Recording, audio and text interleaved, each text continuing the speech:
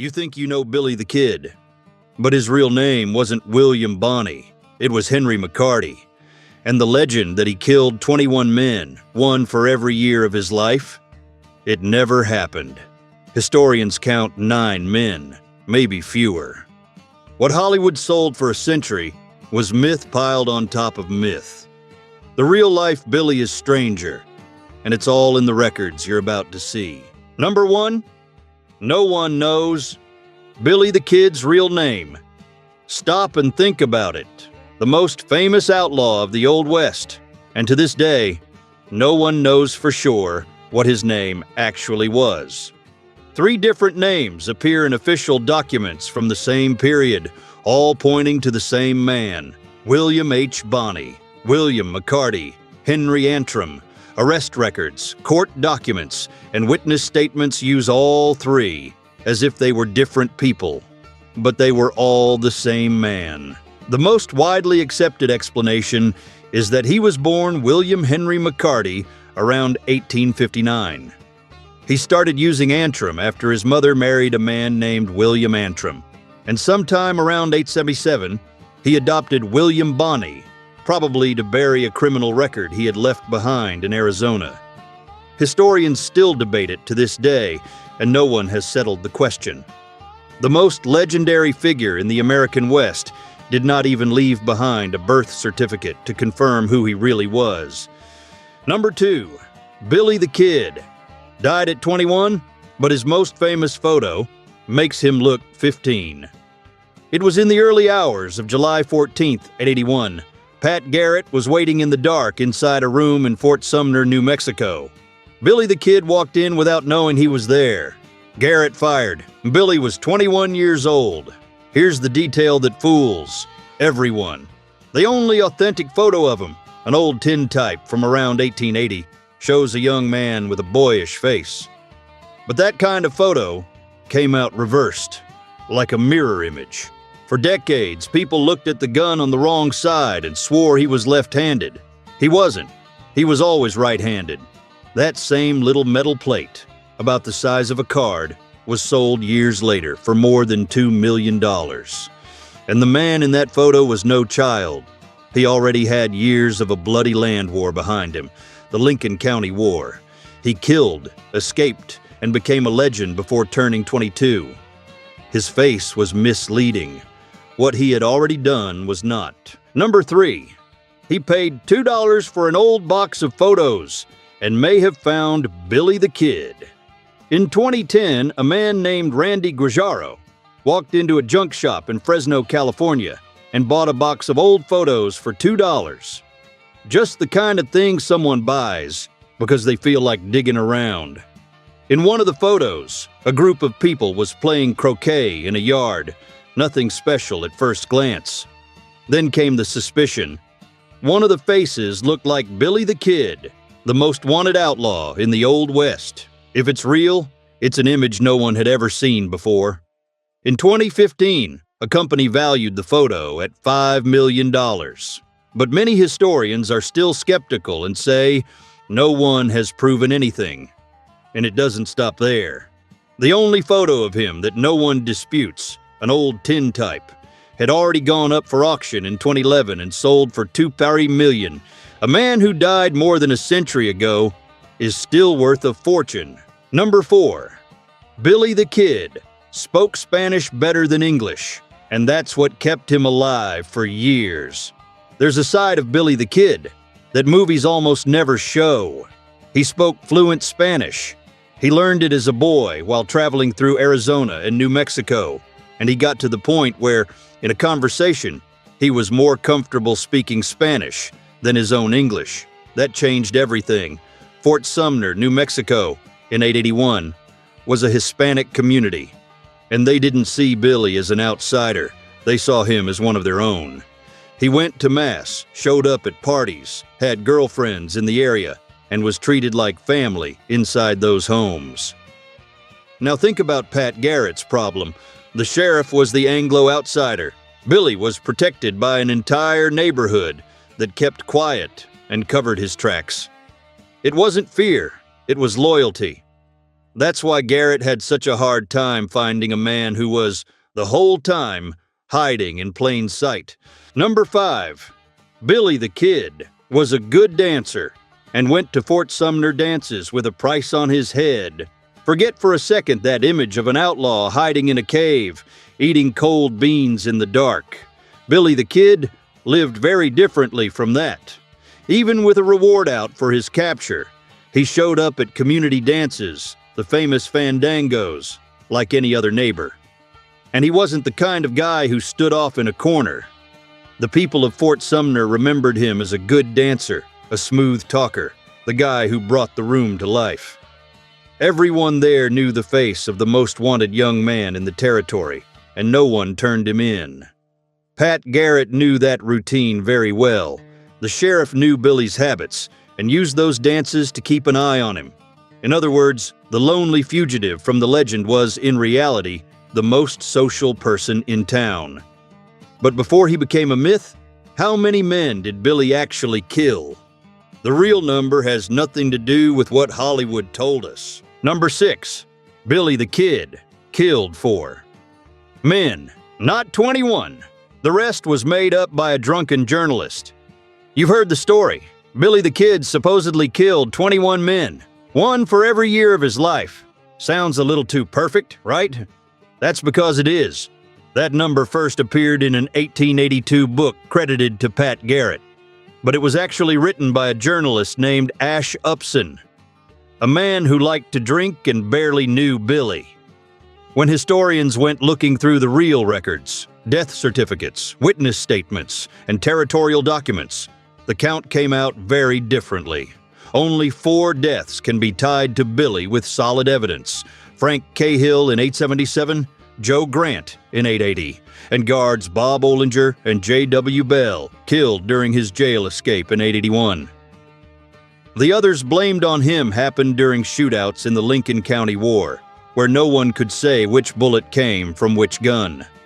The number 21 spread around the world for one simple reason: it sold a lot more newspapers than the number 4. Number 7. Billy the Kid wasn't born an outlaw. He was hired as a gunman in a business war. We grew up thinking Billy the Kid was bad from the start, a natural-born criminal. The real story looks more like a business dispute than a Hollywood Western.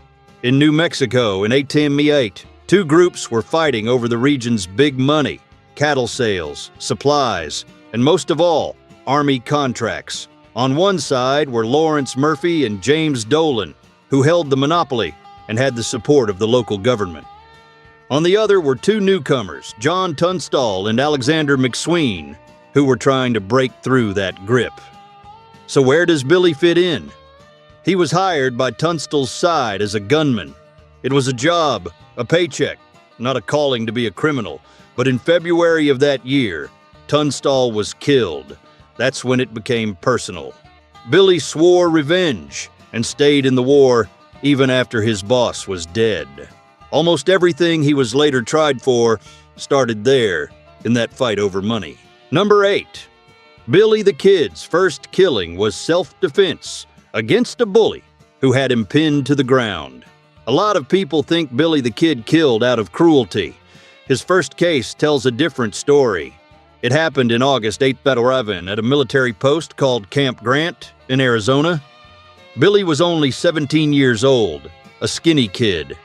At that saloon there was a man named Frank Cahill, nicknamed Windy, a big blacksmith who was always picking on the boy. That day, the taunting turned into a real fight. Cahill was much bigger, knocked Billy to the ground, and got on top of him with his knee pressed against his chest. Trapped, Billy reached for a revolver and fired. Cahill died the next day. The jury at the time ruled it a criminal and unjustifiable killing. But no one was able to prove that Billy had started the fight. Before they could arrest him, the young man got on a horse and disappeared. The first time Billy killed someone, he was underneath a man who wanted to finish him off. Number 9.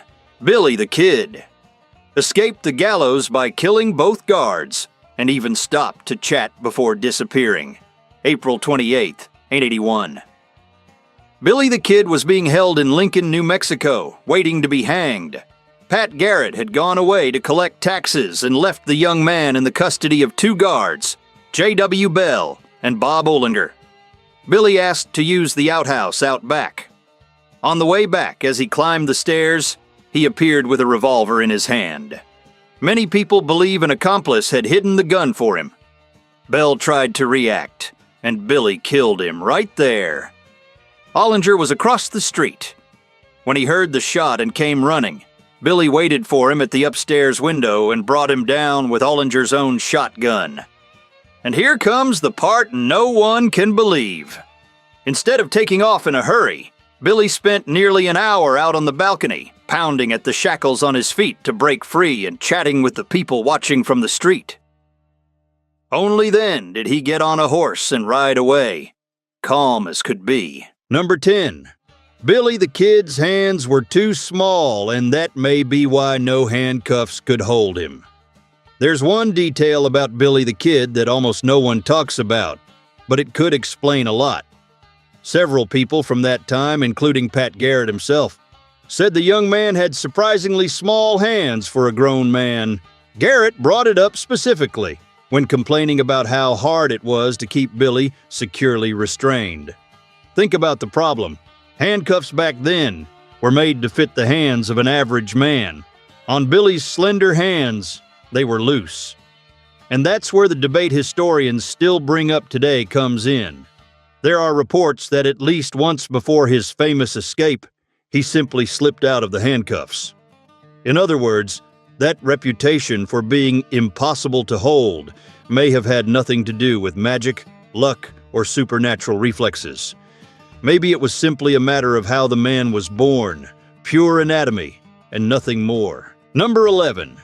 Billy the Kid was the only one convicted for a shootout involving several gunmen. Here's an injustice that really makes you think. In 1881, Billy the Kid went on trial for just one crime: the killing of Sheriff William Brady, who had been shot 3 years earlier, in April '88, during the Lincoln County War. But there's one detail that changes everything. Brady didn't fall in a duel.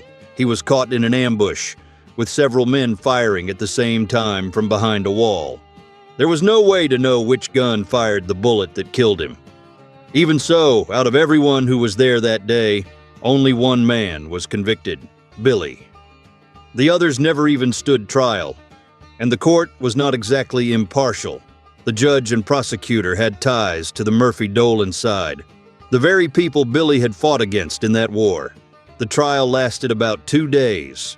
The jury took less than an hour to decide. In the end, Billy became the only man convicted for everything that happened during that entire conflict. Number 12.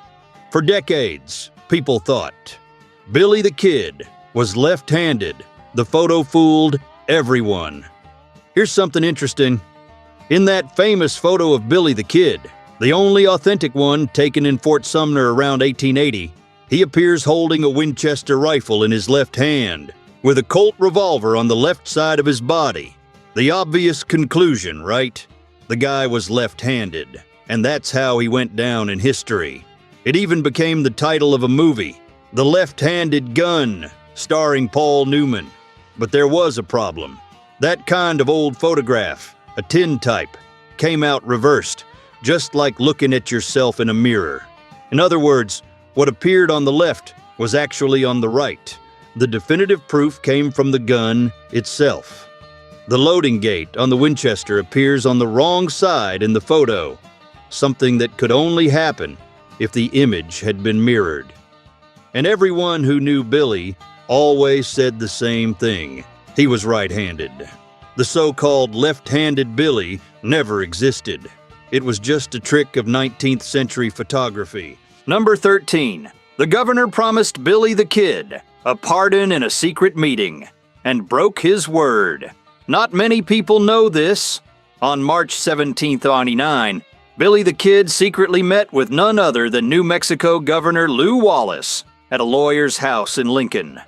The deal was put in writing. Billy would testify about the killings from the Lincoln County War, share what he knew, and in return, receive immunity. and a pardon for the charges against him. And Billy held up his end of the deal exactly as promised. He testified, allowed himself to be arrested as part of the plan, just as they had agreed, and waited. The pardon never came.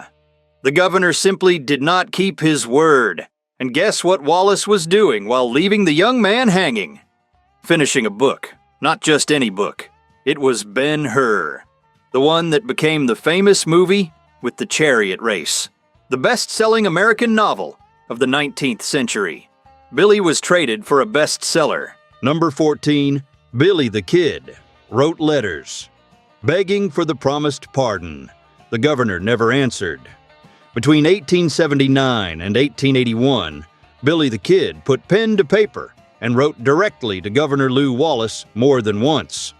These letters are not legend. They are still preserved today in the New Mexico State Archives, and anyone who reads them is surprised. There was nothing about an outlaw scribbling threats. Billy wrote politely, with clear reasoning, reminding Wallace point by point of the agreement they had made in 1879.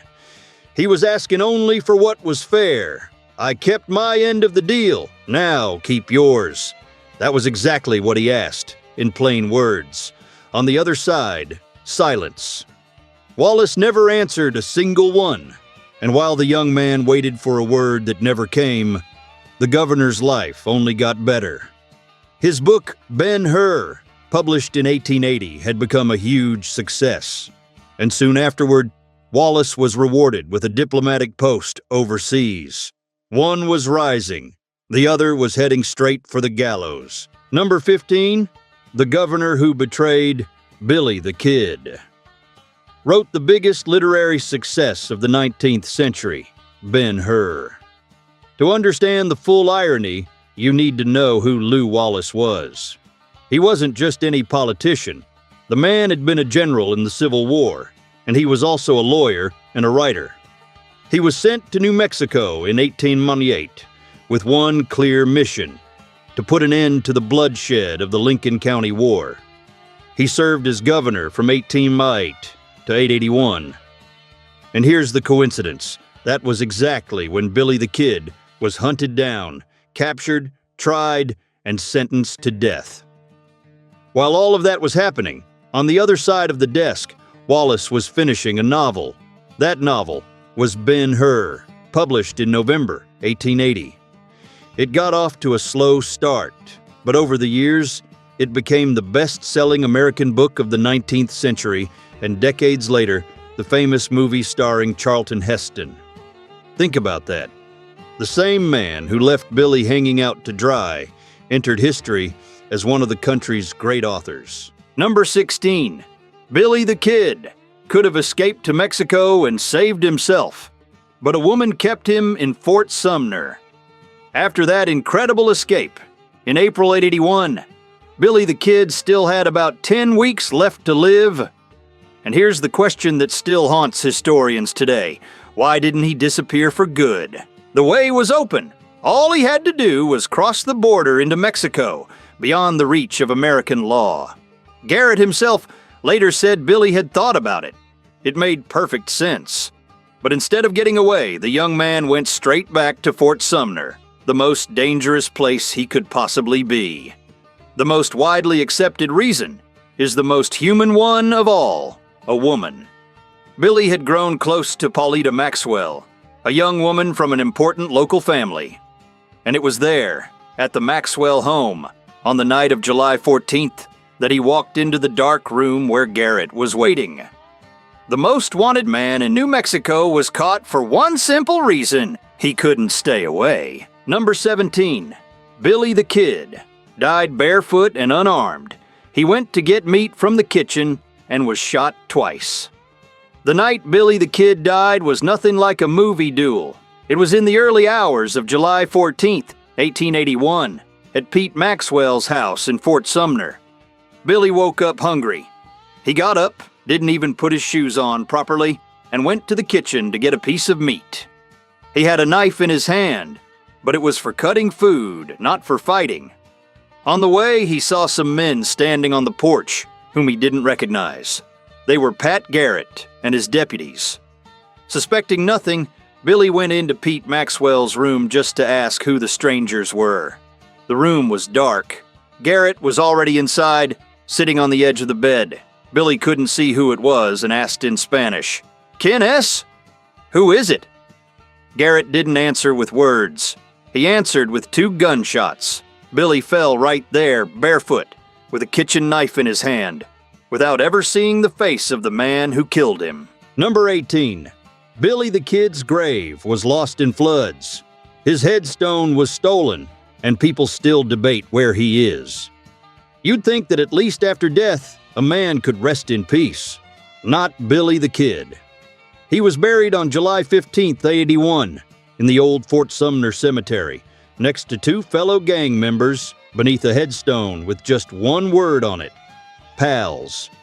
But the Pecos River didn't cooperate. Over the years, floods swept through the cemetery more than once, shifting the soil and mixing up the remains. The result, no one knows for certain where Billy's bones are, and there's more. The famous headstone was stolen, disappeared, and was only found years later in Texas. Today, it is locked inside an iron cage so it won't vanish again. To make the whole mess even stranger, some people still swear that the man Garrett killed wasn't Billy at all. In 2003, a DNA test was proposed to settle the matter once and for all, but the courts blocked it. To this day, no one knows for sure where he is. Number 19. In 1950, a 90-year-old man showed up claiming to be Billy the Kid, alive 69 years later. This is where the story gets chilling.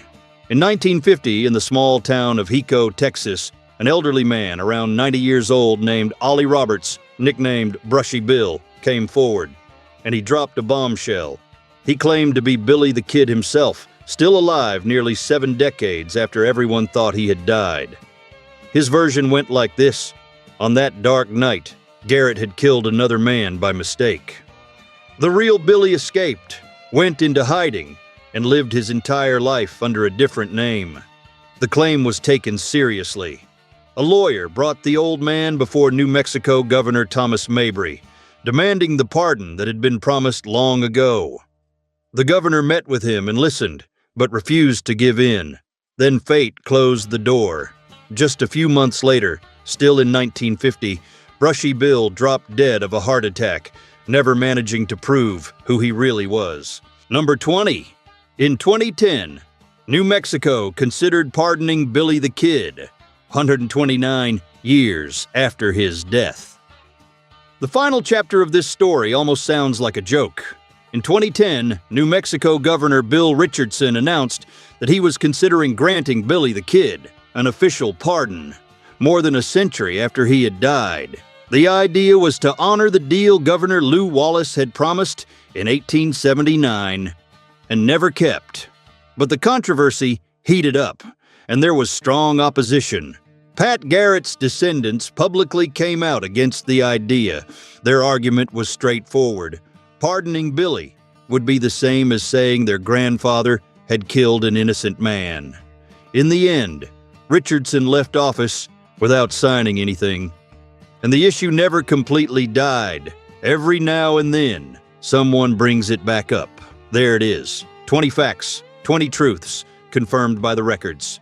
And every one of them clashes with the Billy the Kid from the movies. The real man wasn't even sure of his own birth name. He killed 4, not 21. He kept his end of a deal that the government tore up. He wrote polite letters to the governor who left him waiting for the gallows. And he died barefoot, unarmed, in a dark room, without seeing the face of the man who killed him. That is the story the documents tell. The rest was what America wanted to believe.